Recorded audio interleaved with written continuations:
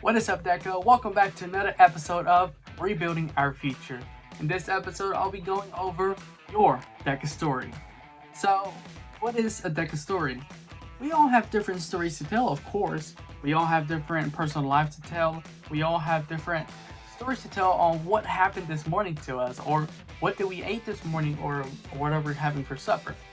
We all have different stories, so that is what makes each and one of us unique, because we all have different personalities. We all have different tastes. We all have different experiences to tell, and therefore telling stories is something that won't be as boring, because it won't be something that you will go round and around and around with the same thing.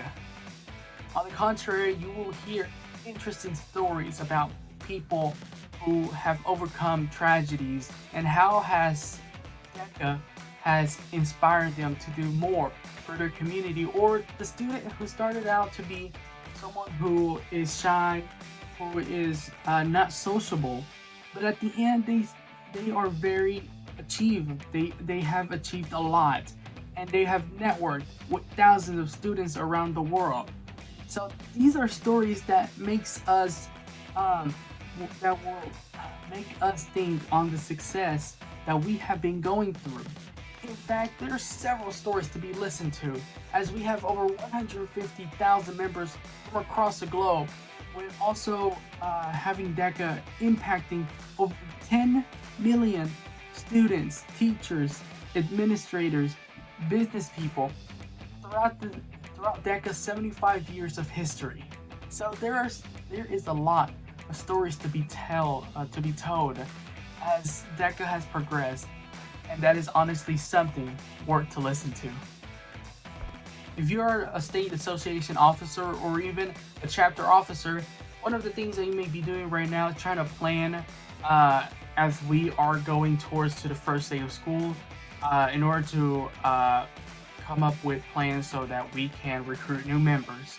And we may be having materials starting to get ready so that we can present that to potential members to give them an introduction of what is DECA, along with waiting for the annual membership video that DECA releases every single year.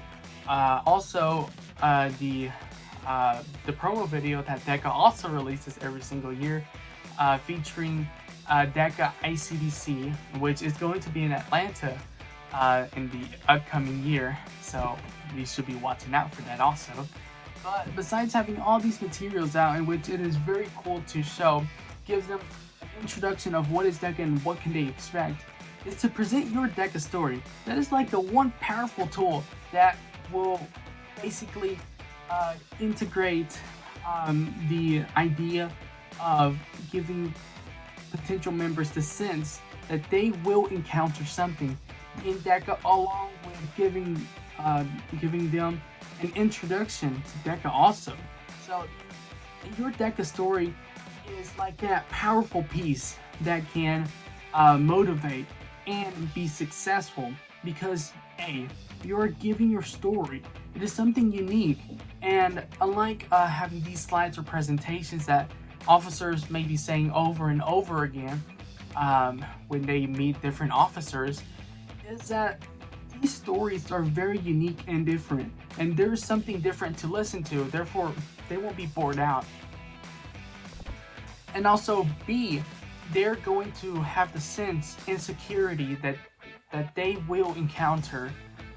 They will have a great experience as their year in DECA, as long as they put in the dedication and hard work that is required to be any successful person.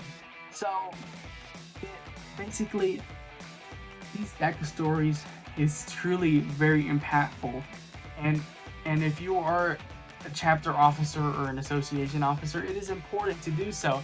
I mean, during my officer training, that is something that we learned about, having our DECA stories being told to our audience, so that they can have this connection between what can they experience along with our experience, and also we can inspire people to do something more for their community, for your school, or even for themselves. So that is the beauty behind your the DECA story. It doesn't only apply for DECA, it applies also for your personal life also. And what is amazing about DECA is that it's helping you connect professionalism along with how can you practice it every single day. That is something that I encountered, and honestly, how can you practice this in your personal life is by telling your stories, having your own authenticity, putting your personal brand into it, putting your strengths, your weaknesses, whatever makes you you, whatever makes you, because we all have different stories, we all have different experiences that we have all encountered. So that is why having these DECA stories are very important. Some of y'all might be asking, how do I create this DECA story? And basically the key into creating a DECA story is reflecting back on your experience, not only in your personal life, but also how can you connect DECA with your personal life? How does this connection help you prepare to your next stage of life, which is after high school, or if you're in a collegiate level, how would it prepare you into your professional life?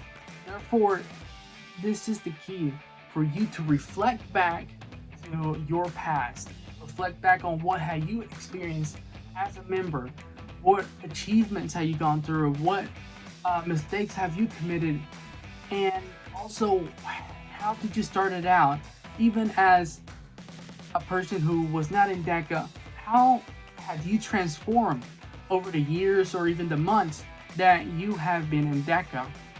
So if you're thinking about creating your own DECA story, think about your timeline ever since probably, I'll say, before you've been a member all the way to your present. How had DECA inspired you to do more? How had DECA put you in the situation to put more effort? Or how has DECA brought you to the experience that you have the opportunity to go and see the world, to go and experience new things, to go and network with new people? And that is the beauty on it. So reflect. And that is something that I want to tell you. And therefore, that is the end of this episode. Another thing is that make sure that your DECA story is building of what are you. Don't just make a story that you think it will like impress people. Like any other story, or if you're a senior, you're writing a college, you're writing an essay in your college application. Be you.